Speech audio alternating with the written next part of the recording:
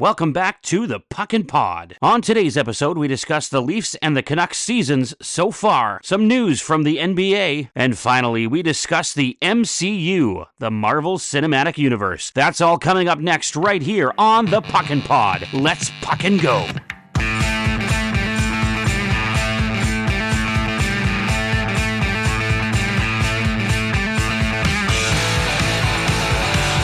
All right, ladies and gentlemen, welcome back to another episode of the PucknPod. My name is Joe. My name is Brandon. And I'm Paul. It's going to be another fun one, gentlemen. How you guys feeling today?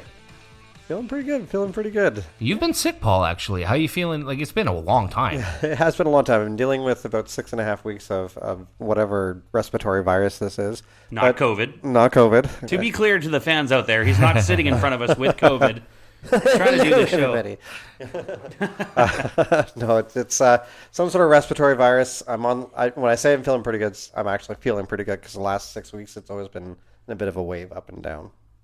Now, you have a CPAP machine too, don't you? I do. Yeah, and do you use it constantly? Have to. Yeah, and it's the same for me, and I know that when I get sick, and I've been told this by my doctor, it takes us twice as long at least to get rid of the virus because all that air pressure, because everything, they say you need sleep to heal, right?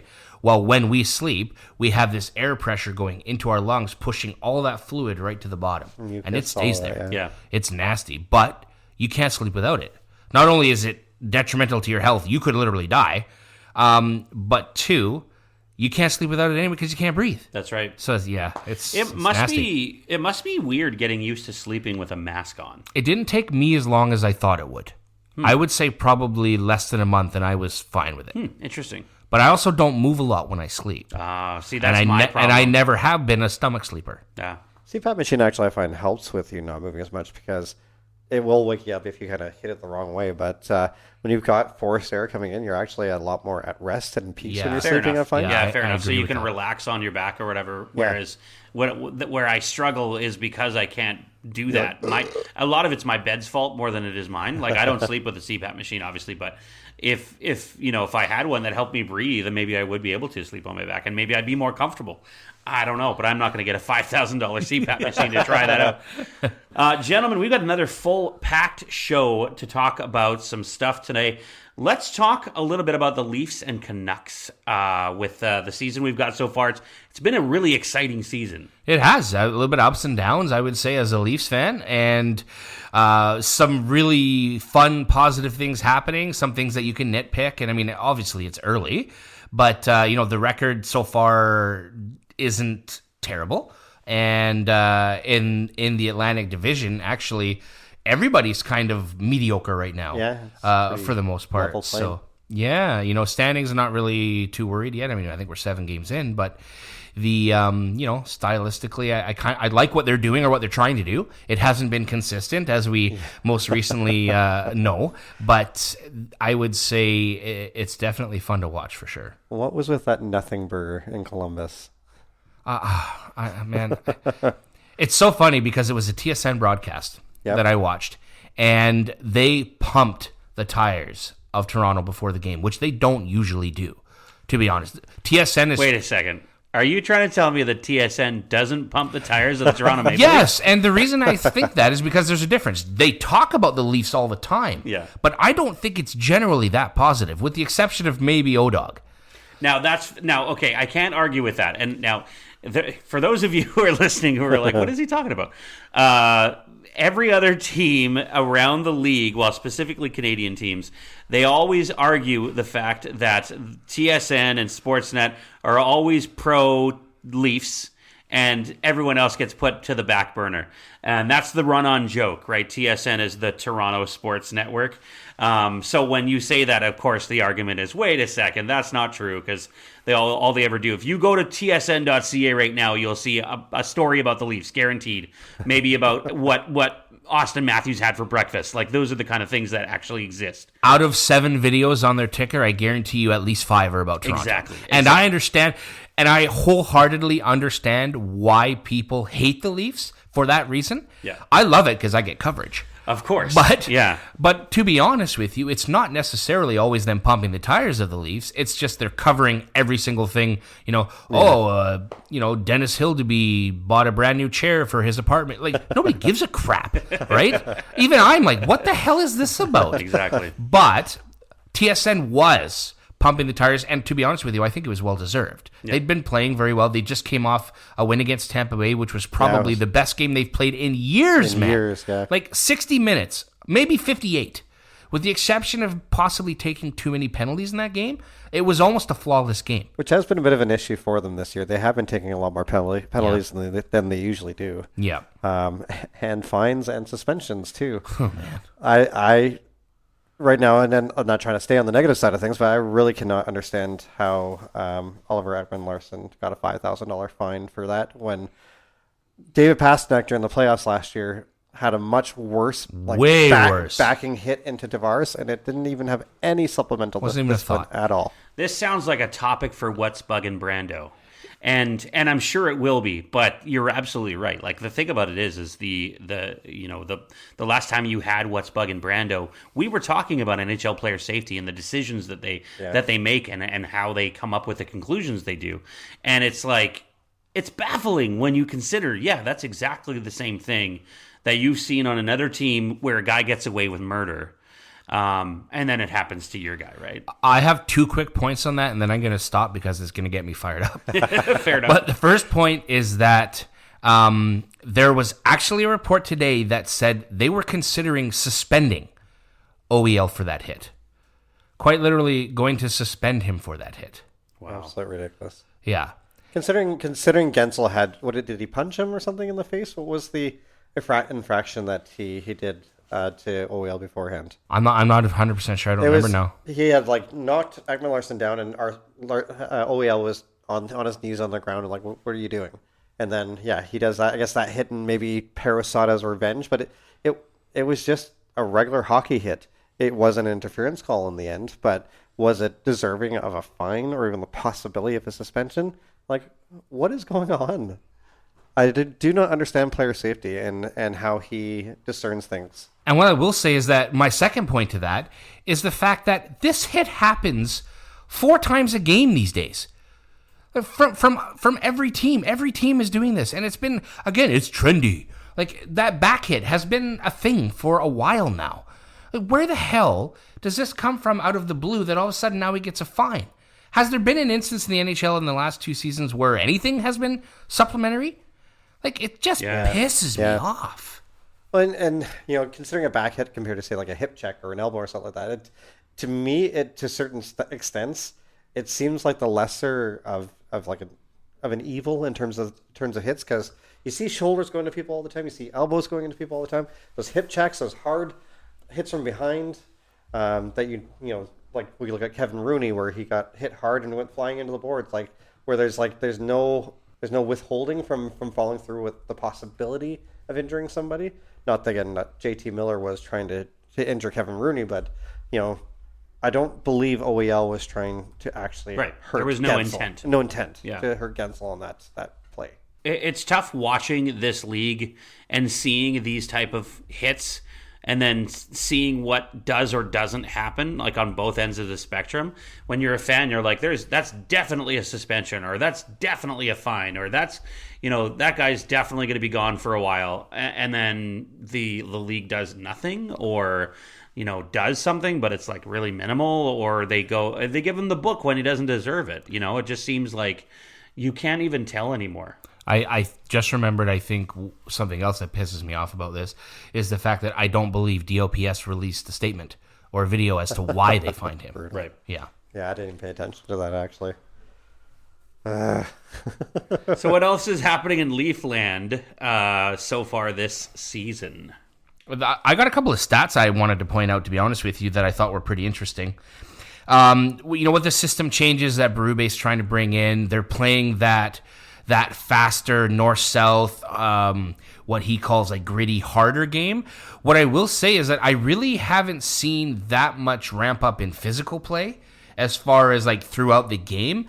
I would say there are points that it does. And what I will say is that there are some players participating now that maybe weren't before, as in Matthews, Tavares. Tavares has been super physical so far this year. Yeah. No, and so I've been enjoying that. But that was one thing that Berube pointed out specifically about the Columbus game, is that they weren't physical at all. I'm not even sure Ryan Reeves registered a technical hit in that game. Like, I'm a big Revo fan, but I mean, he doesn't have a fight this year, which is fine. I'm not saying that's the only reason he's there, but he's had plenty of opportunity. There's been plenty of times in games, Mike Johnson alluded to this on the broadcast the other night, there's been plenty of times in games where it's like, a fight would be good right now. Go out and do something about it. Get some energy for your team, especially in the Columbus game. And, Olivier's on the other side. Yep. Like, do something, right? And he just looks like something's off. Like, he's a step behind, as well as he's like, he doesn't want to fight. So, that side of things, and combined with that's how they're wanting the Leafs to play, that was kind of the downfall, I think, one of the major downfalls in the Columbus game. They couldn't make a tape-to-tape pass. Even like Berube, like they were playing listless, but even like he's quoted as saying, like, the bottom line boiled down to them being outskated, that they outworked the Leafs, and that they were being a harder team. The only thing that was good for the Leafs that game apparently was the penalty kill. That was it. Yeah, that's right. And that's actually one of the stats I wanted to point out, is that the Leafs are sitting very, very high in the penalty kill percentage in the league right now. Their power play stinks, but their penalty kill is actually pretty phenomenal. I think it's fifth. And I want to say it's like 86%. I have to wonder if that has to do with volume of penalties, though. Could be. You could be literally padding the stats. Yeah. What's their actual record right now? Their record is 4-3. 4-3. So 4-3 as we record this. Of course, by the time this pod comes out, it could be way different. But yeah, it's definitely. What do you consider that? Do you consider that a good or bad record? I would say it's okay where they are based on how they've played in the games. Even the first game they lost against Montreal, it was 1-0. Yeah. The one goal Montreal scored was a beautiful power play setup. Yeah. And as Paul talked about in a couple of podcasts ago, how Montembeault just played unreal. So I don't really have a complaint about that game. And then, I mean, New York's New York. They played the Rangers. They lost last Saturday, and it is what it is. Yeah. Columbus is the stinker. Right. Other than that, their games have almost been flawless. That game against Columbus was a game that they should have won. Yeah. And then they ended up getting kind of their butts handed to them. Right? Yeah. It's interesting because the Leafs power play is only sitting at around 13% right now. On the other side of things, the Canucks are like 26%. Yeah. Like, their power play is really good. Yeah. And on the other side, the penalty kill, the Leafs are 86%. Canucks are only around 81%. Yeah. Thank you for adding those stats, because I don't have that for the Canucks stock. Yeah, it's one of those things, right? And here's something interesting too that I've noticed: the Leafs are not nearly as good this year on faceoffs. Yeah, that is something key that I've noticed, especially against Columbus. Well, what's the difference? Who did they have taking faceoffs last year that they don't have this year? Not very many people that are different. Right. Yep. Okay. So it's maybe that's coaching then. So far, they're down 5%. The Leafs are at 50.6, and there is a team just ahead of them at 50.8. Want to guess? Canucks? Yes. I was gonna say, like, it's definitely been noticeable that Vancouver's been better on the faceoffs this year. So, I mean, it's cool to hear that, but at the same time, I'm sure it's frustrating as a Leaf fan to see the draws being lost. For me, puck possession is the number one thing, right? You need to win those draws in order to make stuff happen. And if you're losing those draws, you're more often than not going to lose those games. Yeah, you're definitely seeing the difference in the style of plays in terms of the rugged, more physical kind of game. Even though they're not necessarily hitting everything that you see, it's definitely starting to take a bit more away from the puck possession. Like last year and the years before, you'd see them do a stretch pass because you'd want one of them, running in there with the puck and being able to score. Now they're doing shorter passes. They're chasing after the other team like hard forechecking up close, always having a stick in the way kind of thing. So you're seeing things turn away from possession a little bit and more into defensive style, which is exactly what Berube is. Yeah. But you're seeing kind of, I would even say the games are a little less exciting to watch based upon, like, again, the offensive prowess that the Leafs have been in the past. But it's the style of play that you want to see from your team, and usually the style of play that does well in the playoffs. That's funny because I kind of have a similar mindset when it comes to Vancouver this year, in that I feel like the games are less exciting so far, only because they're not playing the same defensive structure that they were last year. And it's frustrating because I feel like we're letting more goals in, but at the same time, the positive is that they're also scoring more this year too. So there is a flip side to either end of the spectrum, but like it just feels like it's less exciting to watch. How many, you may not be able to think off the top of your head, but how many games so far have the Canucks played against the Central Division? Like 2, I think. Because that's Central Division, man. Yeah. It's scary how good they are right now. Well, the Leafs just played a team from the Central Division tonight playing the St. Louis Blues, and it's Wall's first start to the season. I stand corrected. Vancouver's only played 1 game so far against the Central, and that's the Blackhawks. Right. I do have to ask in regards to Wall, who is his trainer and nutritionist? Like, did he hire Rick DiPietro's old trainer? Like, what confuses me is that he keeps having these obscure injuries, or what seem to be obscure injuries, that kind of come out of nowhere, yet they just give him all the money he wants and sign him to this contract and that contract. We believe in Joseph Wall. We believe in him. Yeah, exactly. Well, belief only goes so far, man. Like, we need to win a Stanley Cup here. I don't know anything about his injuries, but if his injuries are groin injuries, those are the ones that do kind of just come out of nowhere. Yeah, it's almost like you're starting to lose the fan base on the guy, and he's got this hype because his style is so similar to a guy like Carey Price. Very calm in the net, doesn't move much, butterfly goaltender, just relies on positioning, and that's kind of what he surrounds his style of play at, and that's fine. And there's room for positivity, and there's room for excitement seeing a goalie who is calm when you've been watching Freddie Anderson and Ilya Samsonov who flail around like old school Dominic Hasek, and to have these injuries start happening. This guy's only played like 32 career games in the NHL. Yeah. Over like 3.5 seasons now. That's not very many games, man. So I think he's starting to lose, like, You see jokes on X and stuff all the time where it's like, oh, Joseph Wall possibly coming in Thursday. Yeah, until he gets out of bed in the morning and stubs his toe, or something like that, right? And then he's out on the LTIR. I feel like as a fan, it's frustrating to have a player like that get that treatment, because all you want is everyone to just love your team, right? Like that's your mindset as a fan. And so when you have players like that are frustrating you as a fan, like, it makes it really difficult to enjoy fandom in some ways. Well, you have to look at Stoley the goalie. That's what everyone's calling Stolars now in Toronto. Like, he is stealing that job from him at this point. Like, 938 save percentage, 183 goals against average. That goal line save that he did against the Bolts the game before Columbus, like, he's exciting to watch, and he kind of, in a lot of aspects, reminds me of Pekka Rinne in terms of the way that he plays. He's competitive. Yeah. He's competitive, right? I think we haven't seen it too much yet, but I think he's one of those guys that, I don't know if it's a good thing or not, but like Jordan Binnington-esque, where if you get in his face, you're going to know about it. And I like that from a goaltender. I don't necessarily, especially because he's a massive dude, like, come near me, I dare you. Kind of thing, right? Like, you don't always necessarily have to have your players stick up for you. Stick up for yourself. Give the guy a chop as he goes by. I don't care. But you don't see that you haven't seen that traditionally from Leafs goaltenders much over the years. Like, Steady Eddie's the last one I could think of that was kind of like that, to be honest. Ed Belfour. Yeah.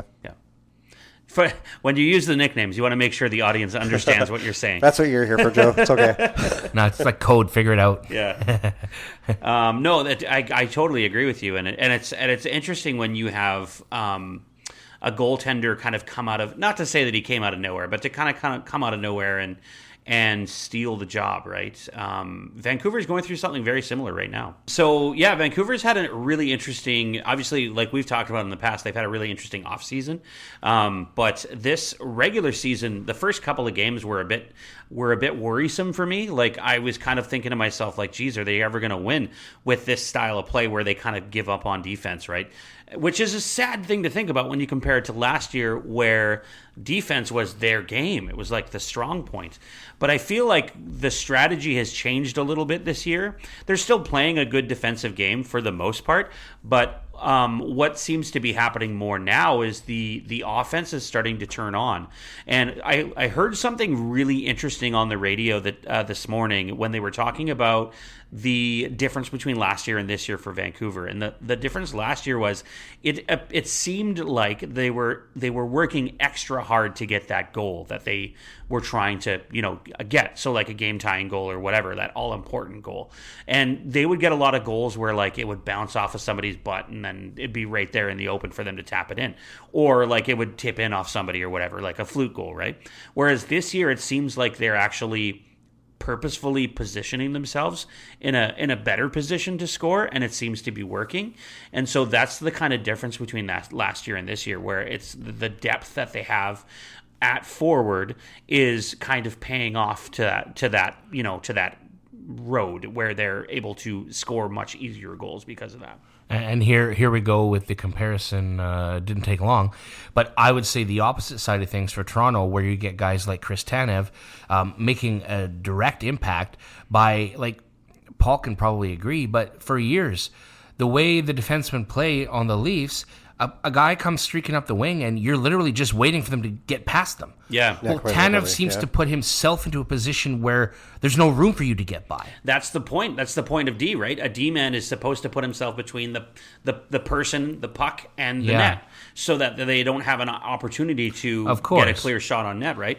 And Tanev is one of the smartest defensemen in the league for that reason. Yeah. He knows position, and he knows where he's supposed to be and when he's supposed to be there. It seems to be trickling, which I really like. And again, it's like the polar opposite of what you say. The Canucks are putting themselves in a better position for offense, whereas I've noticed the opposite for the Leafs on defense, or the same, on defense, right. As sort of them creating or limiting opportunities from other teams by putting themselves in the right position defensively. I think honestly that is a perfect example of Berube style coaching, right? 100%. Where they know where they're supposed to focus their strategy.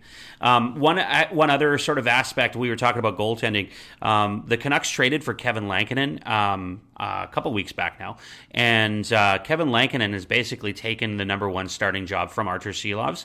So Silovs has played 2 games. He's got a .827 save percentage in those 2 games, and Kevin Lankinen has started now 4 games, played 4 games, and he's got a .941 save percentage. Oh wow! So really incredible save percentage, and that includes a shutout, by the way, against Philadelphia a couple of nights ago. So goaltending is something that most Canuck fans are really used to having, like good goaltending, but it's nice to see somebody like Kevin Lankinen come in basically out of nowhere, right? Like we traded for him, but came out of nowhere, and he's really defending the net well, and he's playing a position that we as fans are kind of going, oh crap, Demko's hurt, what's going to happen? Here's Lankinen comes in and he's playing lights out right now, which is really exciting to watch.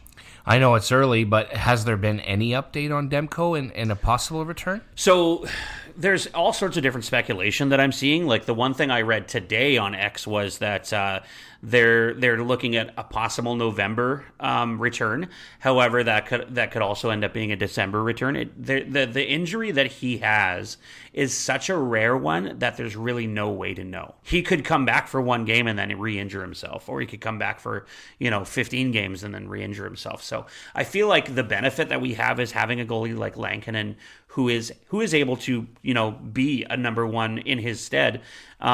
He can do this, and Silovs can be a really wonderful backup and take over if he needs to, because we know from the playoffs that he is a good goalie too. Plus, he played well as a goalie in Abbotsford as well. So we don't have to panic. We don't have to worry about goaltending because we're getting the proper goaltending that we're supposed to be getting. Another trade that Vancouver made was for a defenseman by the name of Erik Brannstrom. I don't know if you guys remember in the offseason, but the Canucks traded Vasily Podkolzin to Edmonton for a 4th round pick. They used that 4th round pick to go to Colorado along with Tucker Poolman. So they got rid of that contract, that what we call a LTIR contract, because Pullman's never playing a game, let's be honest.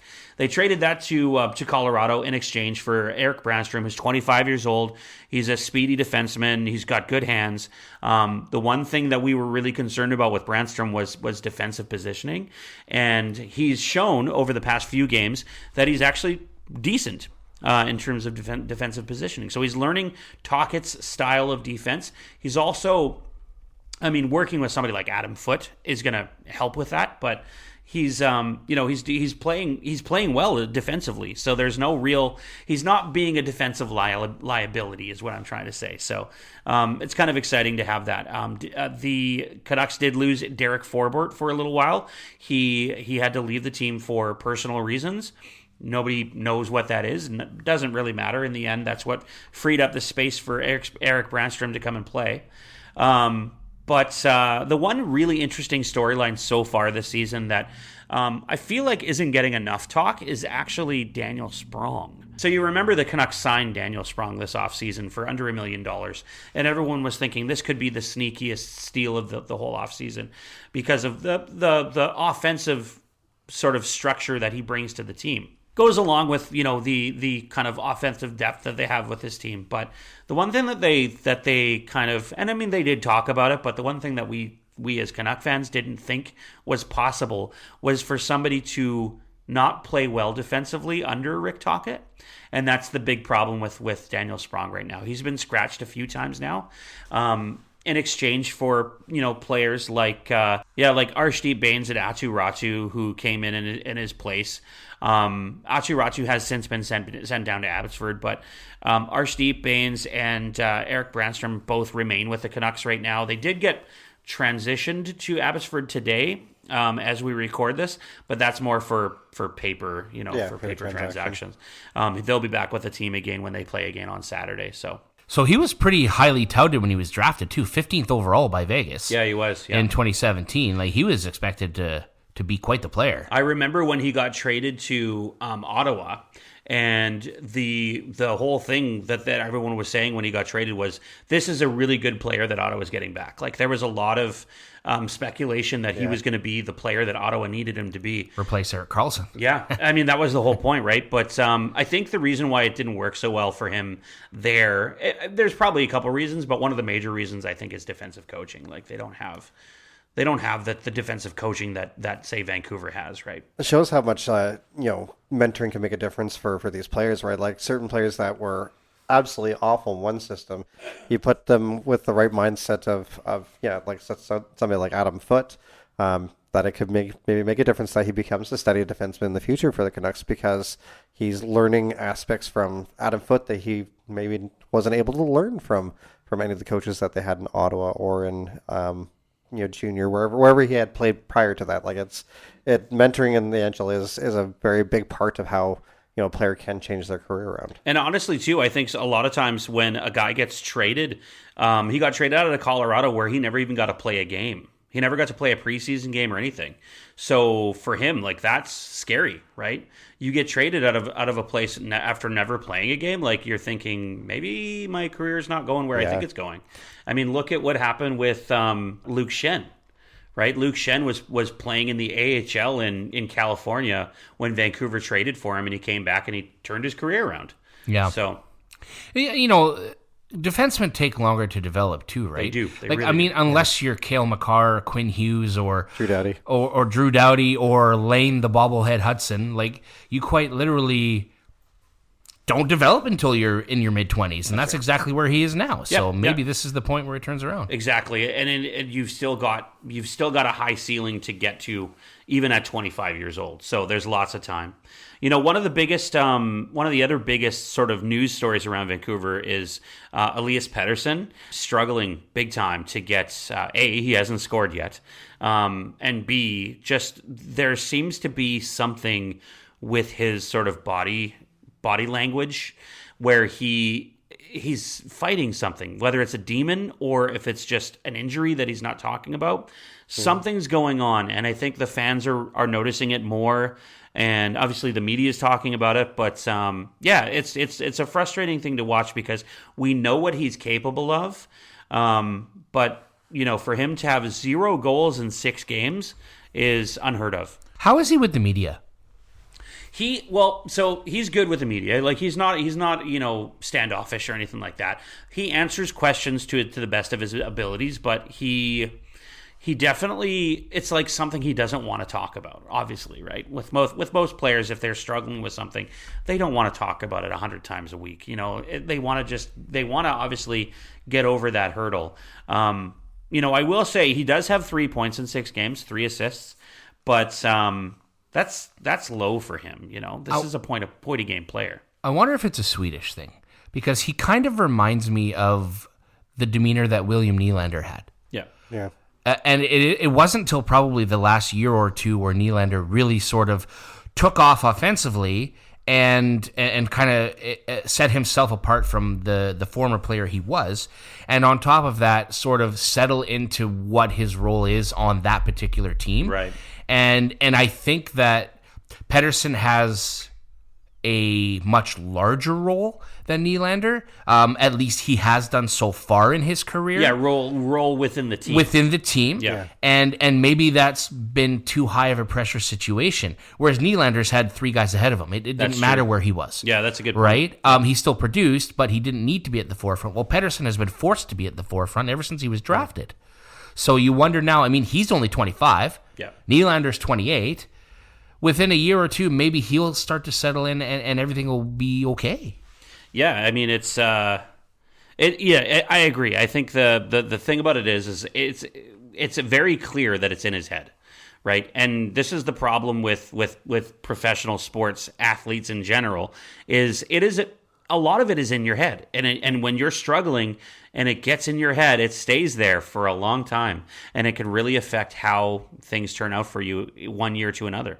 It really does show that the head games. It is much more than just the skill and the physicality in that game. Like you have to have the confidence to not just be able to dipsy doodle do crazy things with the puck. You have to have vision. You have to have confidence. You have to be able to know how to play as a team player, to rely on your teammates. Like you look at some high draft picks that there have been in the past, whether it's Alexander Dagg, Patrick Steffen. These guys had tons of skill, but they could not get, or even Nail Yakupov, even if we're going more recent, they had all the skill in the world to be amazing players, but they just couldn't get their head fully wrapped around the game. And where are they now? Yeah, that's a good point. There are lots of teams that are spending crazy money on sports psychologists. Yeah. And they're making sure like every player is going through it.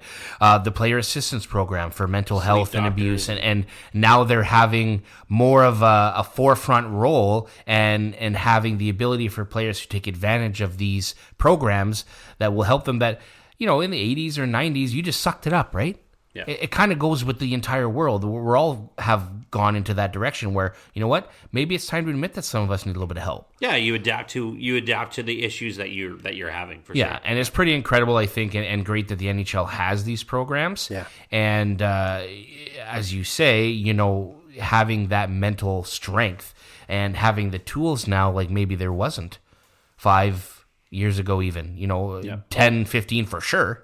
Mental health is such a big focus now, right? We have so much more supports now that I think we've ever had in history. So that should be built into to everyday life, whether it's sports related, work related, family related. Like it's nice to have that support, and I'm happy to see that they, whether it's the NHL or even NBA, any of these major sports are recognizing that and starting to implement and make that difference. I mean, I get anxiety when I go to Costco, for crying out loud. I hate that parking lot. Yeah, not even just the parking lot. I get anxiety when I get there. I get anxiety when I get in, and I get even more anxiety when I leave, thinking, "Oh, now I got to put all this crap away." And also, I just spent $600 on 4 things. Yeah. So one other thing for the Canucks before we move on, Kiefer Sherwood has been a big, huge addition for this team. One thing you guys may not know is he actually leads the league right now in hits. Excellent. Yeah, it's pretty huge. He's got 44 hits through 6 games. Love it. 44 hits in 6 games. He's on pace after 82 games for 601 hits. Well, that's not going to happen.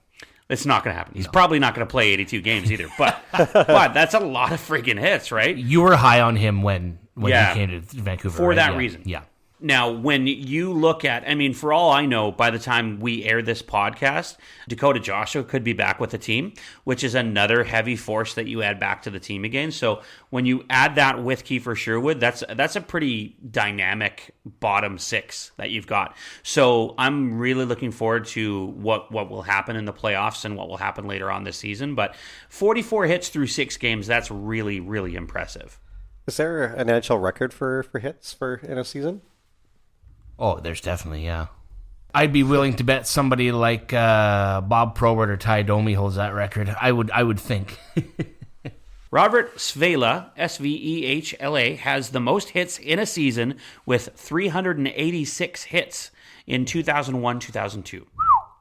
That's a lot of hits. That is a lot of... he was a defenseman too, I think, wasn't he? Kiefer Sherwood could get to that mark in like a couple of weeks. At this pace, No, it's honestly, though, it's really exciting to have that kind of player. It's like one thing to have a player like, say, Marchand on your team, who he's a rat, but he doesn't stand up for what he does. Like he'll be a pest and get in people's ear, but then he'll kind of skate away. Sherwood backs it up, and I love that. And so, yeah, I think Canuck fans are really excited about having a player like that on our team, and we're really looking forward to what the season will bring. It's that type of stuff, I think, that you were alluding to with Marchand that makes people hate him more. Yes. Matthew Tkachuk, I would say, is very similar, right? He'll fight when it's good for him, not when he needs to be fighting somebody. Yeah. Paul, let's talk a little bit about the NBA and some of the news around the NBA. Yeah, so looking at the NBA, we had our first regular season opening games on Tuesday night. And the Lakers with Bronny and LeBron James, again, made history yet again. That was weird to see, man. It was cool. It's cool, for sure. But it was weird, yeah. They were mic'd up, too, apparently. I saw a thing on Twitter where LeBron was asking him if he's ready as they were like announcing the players and stuff. So he's mic'd up and Bronny's mic'd up and he's like, "Are you ready?" And he's like, "Yeah." It's just like the kind of neat to hear, right? Nice. They was so simple that way. Yeah. And they did end up winning that game, which again, you have one of the greatest basketball players ever. You should be doing pretty good even to start the season. The Raptors did open their season yesterday. They got smoked. They brought it back closer than I thought it was going to be, because after the third quarter, they were already down by almost 30 points. Or they might have been 30 points at the end of the third. So the Cavaliers, I think, had 102 points after 3 quarters. What is going on? They didn't have a single quarter under 30 points, the Cavaliers, which, again, you don't really see games 136 points in a game. No, you really don't. Although we did talk about how the higher scoring NBA these days, because the emphasis is on 3-point shooting. Yeah. Yeah, getting back to obviously the opening season, I think that's a really great stat that almost happened. Mm-hmm. Raptors, obviously, like I said, didn't have a great game.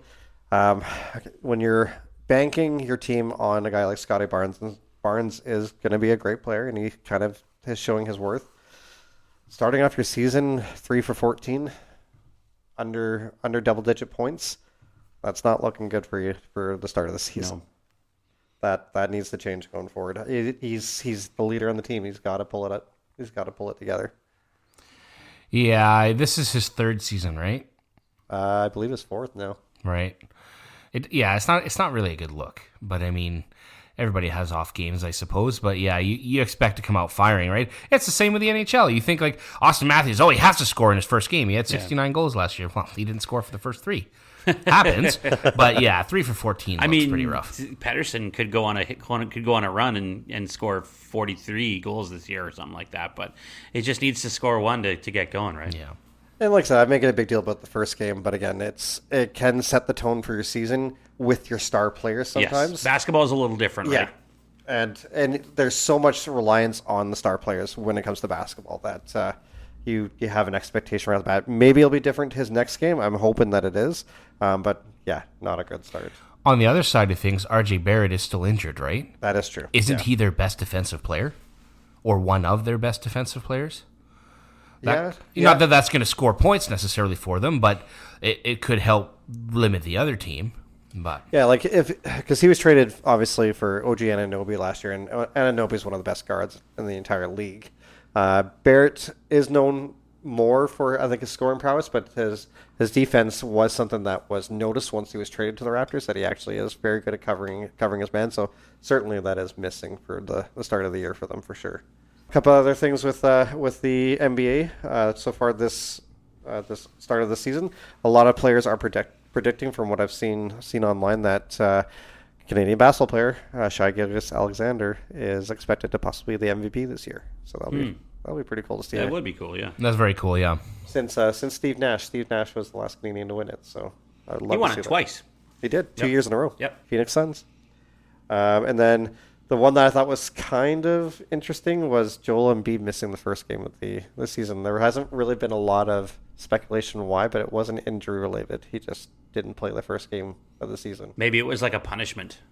Sometimes coaches, in the NBA, they'll punish a guy by like benching him or not playing him. Yeah. Maybe that's what it was. Maybe he didn't show up to practice, or I don't know. Well, he definitely doesn't show up to practice. Yeah. This guy's famously makes headlines for stupid reasons, so it probably is something silly. Yeah. But yeah, it is what it is. I mean, really, it's him that's not playing. Whatever, right? But it's too bad because he's a pretty good player. But when that off the court antics and stuff, and it starts to really come to the forefront, you wonder what it does to your team. Yeah, just lazy dynamics. It kind of brings shades of Hedo Turkoglu when he played for the Raptors. Turkoglu. Where he just he would eat pizza. He just didn't care about putting the effort in at practice, and it showed on the court in the regular games. Wow. I hate guys like that. Arrogance, man. Yeah. That does not belong on team sports. No, never. All right, well, that's some pretty interesting NBA news. Should we get to talking a little bit about movies here, boys? This is a big one. This is a big one that I know we've been waiting a while to talk about. We've been putting it off, yeah. We have the MCU, otherwise known as the Marvel Cinematic Universe, has put out some pretty incredible movies, and it goes all the way back to Iron Man #1. Paul, let's talk a little bit about it. Iron Man #1, Robert Downey Jr., having another breakout again in terms of roles. He's got so many, it's ridiculous. Yeah, right? so many. He was amazing when he even did Charlie Chaplin, when they did the Chaplin movie. I loved that movie, by the way. He was so good at that. I remember him in Weird Science. He was even in that movie. Yeah. Keep going back here. That's true. But that movie really put him back on the map again. And the fact that they did interconnect obviously all these movies obviously brought his star power right up. I was questionable about him being picked for Tony Stark initially.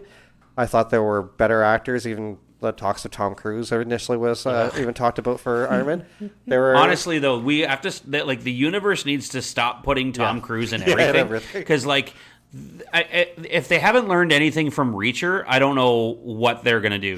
Yeah. It's I think it's so interesting that there was all these other star power kind of actors at the time, and Robert Downey Jr. wasn't really thought upon because of his issues, with alcoholism with his history, and so on. And you couldn't have picked a better actor to fill those shoes. Yeah. Can you imagine anybody else playing Tony Stark right now? Like, thinking about it, there's no chance. Not somebody that's not already in the MCU in some other capacity. Yeah. That's right. Did you ever read the comics for Iron Man at all? Yeah. Now, can you get a sense of what Tony.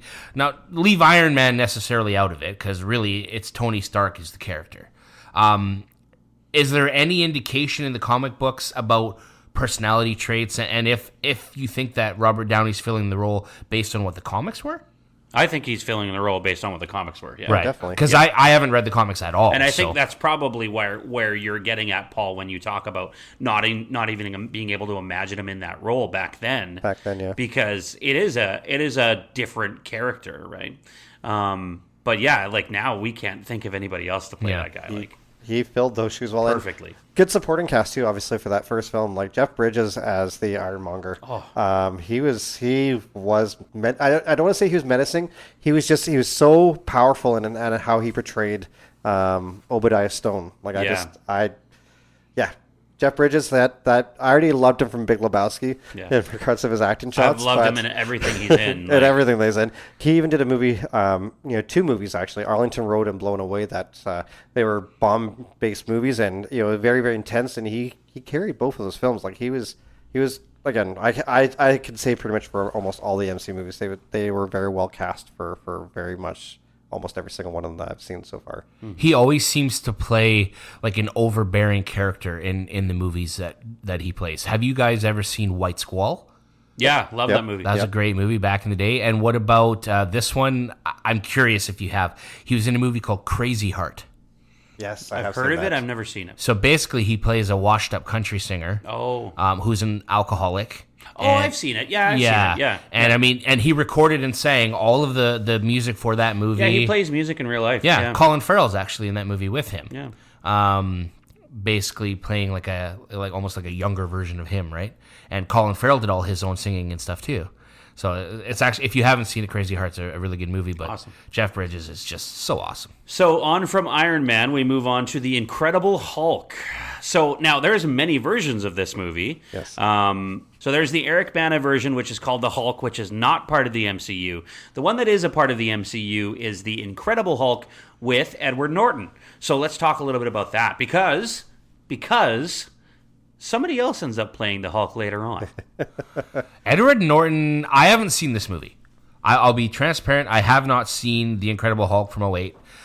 But Edward Norton as the Hulk seems so offside to me. It really does. Well, Eric Bana as the Hulk was kind of similar. Yeah.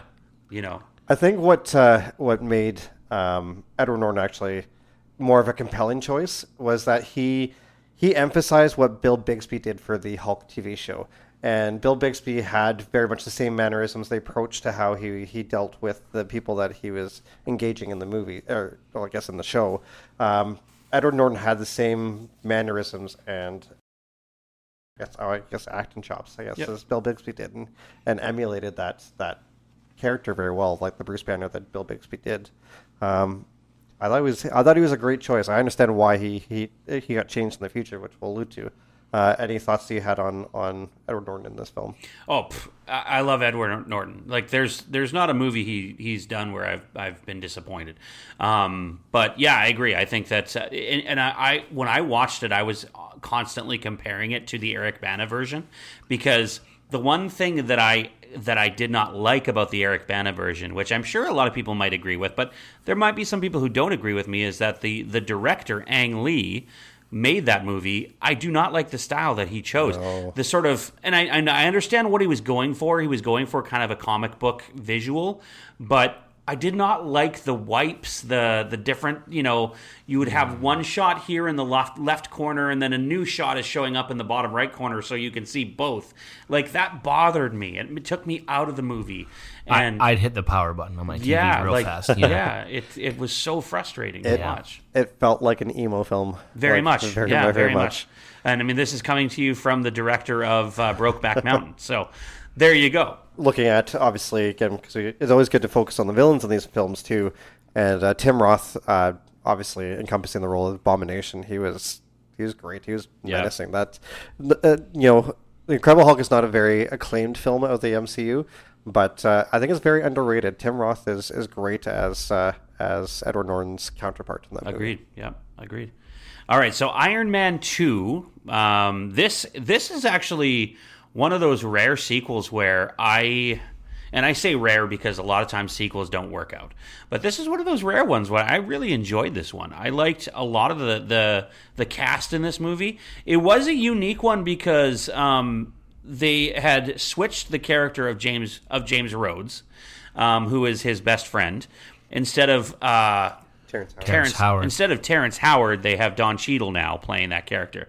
And I always found Don Cheadle to be a little too skinny. Yeah. Like, he seems too skinny to play this character.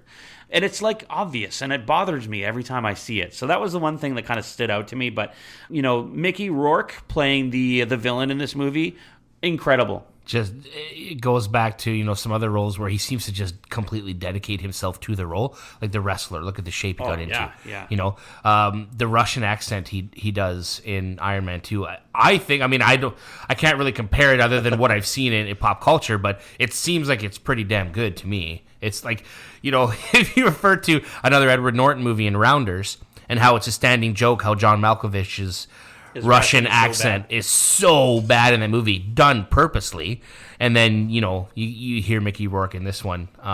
It's menacing. It is. Yeah. It's kind of creepy, actually. It is, yeah. It's good. I like it. Mickey Rourke had obviously a bit of a downturn in his acting career at one point where he wasn't getting hired, where he was like almost like B-list movie kind of actor. And then he did The Wrestler and put himself right back on the map, and he was perfectly cast for his role as Whiplash. It was really good. Sam Rockwell, also incredible in this movie. Justin Hammer, trying to be a Tony Stark in his own right? But absolutely incredible. He did such a good job in this role. Yeah, Sam Rockwell's such a good actor. He's a really incredible dancer too. Eh? He is. Yeah. That I love. Pretty much everything Sam Rockwell's in. I like too. Very talented man. Do you know which beloved kids movie that he was in? 1990, based upon a cartoon series, had mutants in it. Do you know that he was? I do. I know. Do you know what it is? Do you want to say it? Teenage Mutant Ninja Turtles. He was in the first Teenage Mutant Ninja Turtles. He was in the Foot Clan. Okay. Watch the movie again if you haven't seen it recently. Yeah. Like I'm thinking to myself, where are you going with this? Because I know he wasn't Shredder. Nope. I definitely know he wasn't Casey Jones. So he was one of the teenagers in the Foot Clan. The guys who were like stealing stuff at the beginning of the movie. He's totally in it. I can see it now. Was he the guy that like got the other kids cigarettes? Yes. Okay, yeah. I can see that little bugger. All right, I did not know that. Yeah, incredible actor. I've loved everything that he's in. Okay, so this next one, this next movie in the MCU that we're talking about. Whoa, man, you forgot Scarlett J. Oh, I'm sorry. Scarlett Johansson is in this movie as well. Isn't that Iron the Man most 2. Important thing? I believe we're introduced to her in this movie, were we not? Yeah. Yes, in Iron Man 2. That's why we had this whole time out. Oh, I'm sorry, yeah. And her multiple different hairdos that she has throughout the MCU. Natasha Romanoff. You're looking at her hair? I was looking at her pose that she makes every time she lands, the superhero pose. No, yeah, absolutely. This is the first time we get to meet Natasha Romanoff, and I believe we also meet Nick Fury in this one for the first time as well, right? Yeah.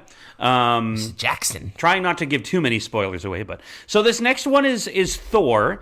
Now, I will be the first to admit I have never seen any of the Thor movies. Oh, really?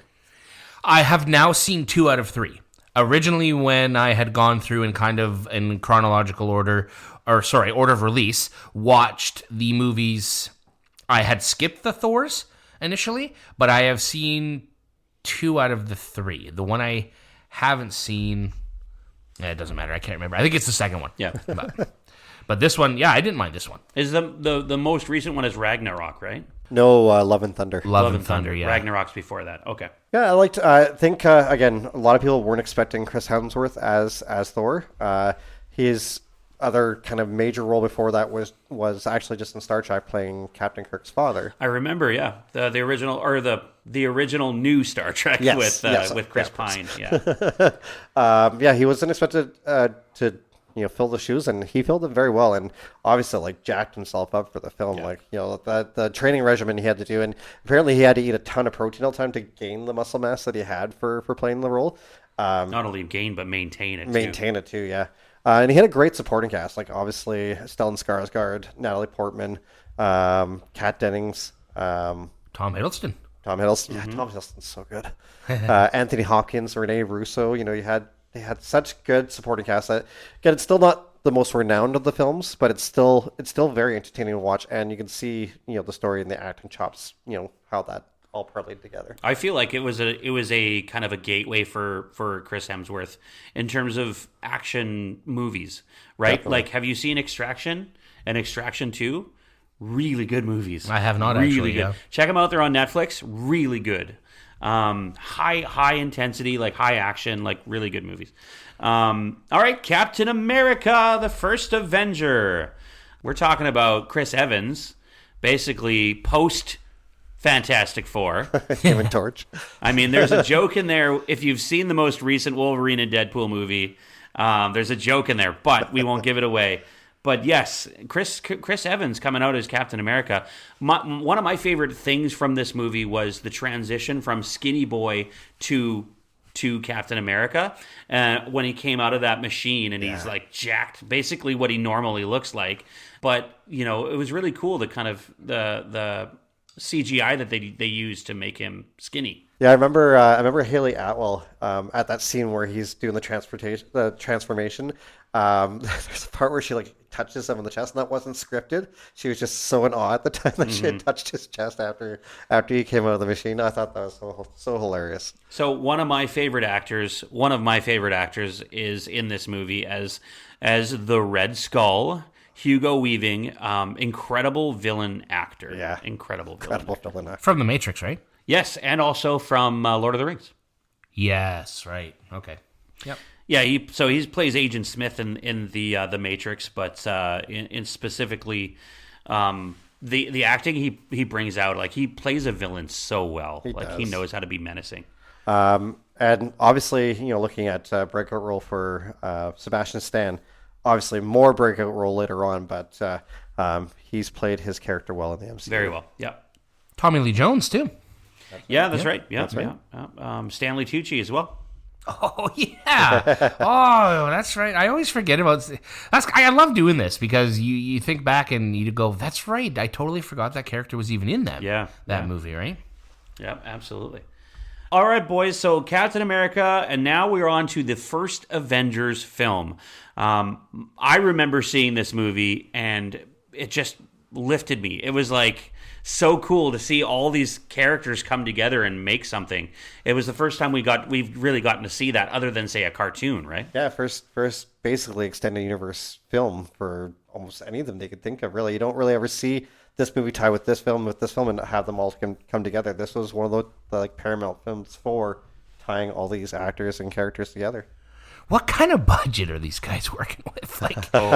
Holy crap, right? Yeah, it was huge. You wonder if there's ever instances where the actors sign on to take a percentage. I can tell you exactly what kind of budget they were dealing with. $220 to $225 million was their budget. Right.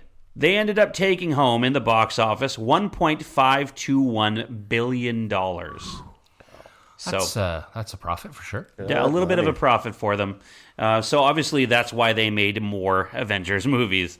But one really cool factor, Canadian content thrown in the group. A little Vancouver resident by the name of Colby Smulders is in this movie. If you've never seen the TV show How I Met Your Mother, she plays a character named Robin Scherbatsky who's from Vancouver.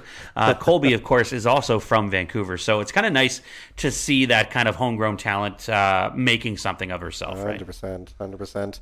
Well, and it's also interesting that we get to see a different actor portray the character of the Hulk in this movie too.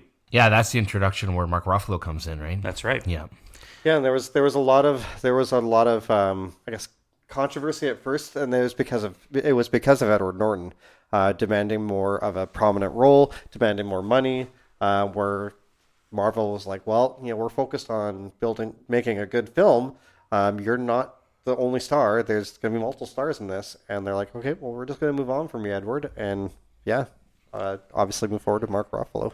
I love the fact that Mark Ruffalo's character Bruce Banner is such this shy kind of goofy guy, and then as soon as he turns into the Hulk, the most menacing character in the movie. It's really interesting, kind of the avenue they took with that character later on in the movies, where he kind of says the line of, that's the thing, I'm always angry. so he can control, the Hulk whenever he wants. It's so cool to like see that. But this specific one, we're looking at obviously a large ensemble cast. We get to witness what S.H.I.E.L.D. is and what it's supposed to be, and how the Avengers play that part within S.H.I.E.L.D.